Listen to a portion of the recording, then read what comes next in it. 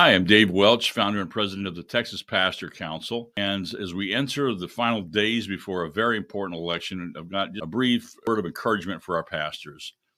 One Sunday before early voting begins in Texas on October 21st. 3 Sundays before Election Day 2024.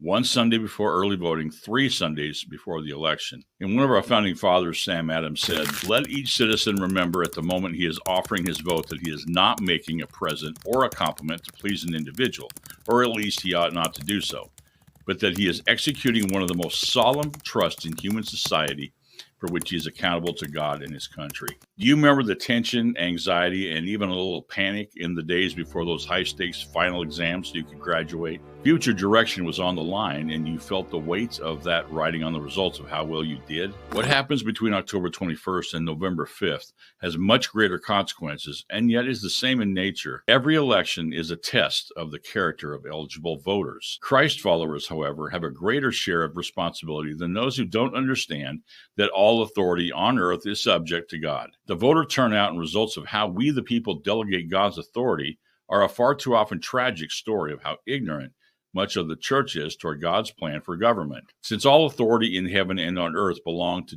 Jesus Christ, according to Matthew 28:8, and since all governing authority is subject to God, and since we the people receive God's authority and delegate it to a fellow citizen for each office, we the people, you and I, are personally responsible for the condition of our government.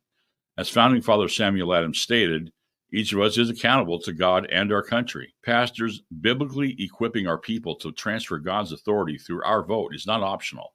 It is obedience to God, love for people, and defense of lawfulness and freedom. The immediate and long-term condition of our cities, state, and nation rest upon how faithful the collective body of Christ is, at first modeling Christ at home, in our churches, and in our marketplaces, and in our vote for those who will govern the city. Proverbs 29:2 is desperately real in tangible ways in its assertion that when the righteous are in authority, the people rejoice, but when the wicked rule, the people mourn. The election of 2024 in the coming days is an opportunity to proclaim from our pulpits whether we will believe and act on clear biblical truths that our God-created and ordained government as a means of protecting the life, property, and freedom of the lawful, and to punish those who would steal, kill, or destroy through it. Every vote from every registered voter will matter, so pastors, please lead your flock to vote. Go to faithvotes.org, that's faithvotes.org, for information to help you and your church be faithful voters. Every single vote may be the difference between freedom or tyranny, slavery or justice.